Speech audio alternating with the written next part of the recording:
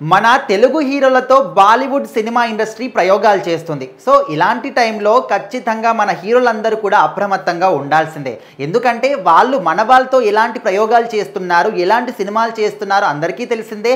ఆ సినిమాలన్నీ కూడా ఫ్లాపుల్గా నిలుస్తూ ఉన్నాయి. సో ఖచ్చితంగా ఇప్పటి వరకు చూసుకుంటే ప్రభాస్ చేసినటువంటి సినిమా ఆదిపురుష్ కావచ్చు, అదేవిధంగా అప్పట్లో రామ్ చరణ్ చేసిన సినిమా జంజీర్ కావచ్చు, అదేవిధంగా ఇప్పుడు వార్ 2.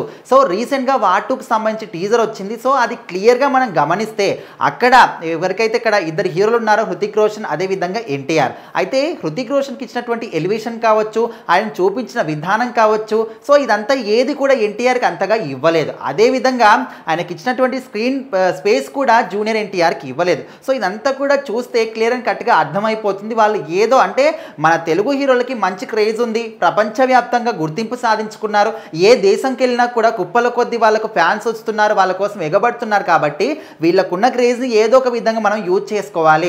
టాలీవుడ్ ఇండస్ట్రీ ముందు బాలీవుడ్ అనేది చిన్నబోతుంది. అక్కడ సినిమాలు ఏవి కూడా ఆడట్లేదు, వాళ్ళకి కథలు లేవు, డైరెక్టర్లు సరిగా కథలు ఇవ్వట్లేదు. సో ఇదంతా కూడా వాళ్ళు తెలుసుకున్నారు. కాబట్టి ఓకే మనం పాడైనా పర్వాలేదు, కానీ ఎదుట ఎదిగే వ్యక్తిని కూడా పాడు చేయాలి, వాళ్ళని కూడా నాశనం చేద్దామని ఒక ముఖ్యమైన ఉద్దేశంతో వాళ్ళు ఈ విధంగా చేస్తున్నారా అని కొన్ని అనుమానాలు కూడా క్లియర్ అండ్ కట్గా అర్థమవుతున్నాయి. సో ఇప్పుడు వార్ 2కి సంబంధించి మరి వచ్చిన టీజర్లోనే ఇంత ఘోరంగా చూపించారు. ఇది పక్కన పెడితే బాలీవుడ్ మీడియా కథనాల్లో కూడా జూనియర్ ఎన్టీఆర్ని తక్కువ చేసే విధంగా కొన్ని కథనాలు కూడా రాస్తూ ఉన్నారు. సో ముఖ్యంగా జూనియర్ ఎన్టీఆర్కి ఒక ప్రైవేట్ జెట్ ఉందని చెప్పేసి 80 కోట్ల వాల్యూ ఉంటుందని, అండ్ 500 కోట్లకు ఎక్కువగానే ఆస్తులు ఉంటాయని చెప్పేసి ఖరీదైన కార్లు, వాచ్లు, ఇదంతా అంటే ఇలాంటి రకరకాలుగా రాస్తూ ఉన్నారు. ఇదేం కొత్త కాదు. ఆయన ఒక సినిమాకి సంబంధించి 100 కోట్ల వరకు రెమ్యునరేషన్ వాళ్ళు తీసుకుంటున్నారు ఇప్పుడున్నటువంటి స్టార్ హీరోలు అందరూ కూడా. కాబట్టి ఇది వాళ్ళందరూ కూడా సర్వసాధారణం. అండ్ ప్రైవేట్ జెట్ కూడా ఇప్పుడేం కొత్తగా లేదు.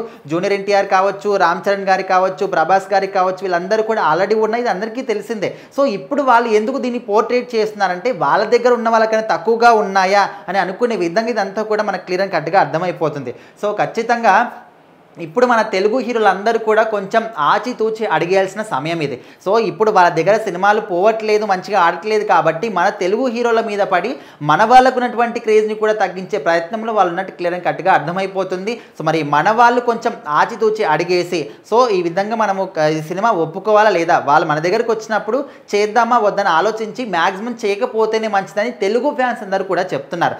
ఎందుకంటే ఇప్పుడు నార్మల్గా బాలీవుడ్ హీరోలు అందరూ కూడా ఫ్యాన్స్ ఉంటారు, అది వేరే విషయం. కానీ మన తెలుగులో సౌత్లో ఎవరైతే ఫ్యాన్స్ ఉంటారో ఖచ్చితంగా ఒక హీరో కోసం మాత్రం వాళ్ళు ఎక్కడికైనా ఏం చేయడానికి కూడా వెనకాడబోరు. సో అలాంటి డై హార్డ్ ఫ్యాన్స్ ఉంటారు. కాబట్టి ఫ్యాన్స్ మాట ఖచ్చితంగా హీరోలు వినాల్సిందే, వింటారు కూడా. సో మరి ఫ్యాన్స్ అందరూ కూడా ఇదే కోరుకుంటున్నారు. అనవసరంగా బాలీవుడ్లో సినిమాలు చేసి ఉన్న పేరును పోగొట్టుకోకండి.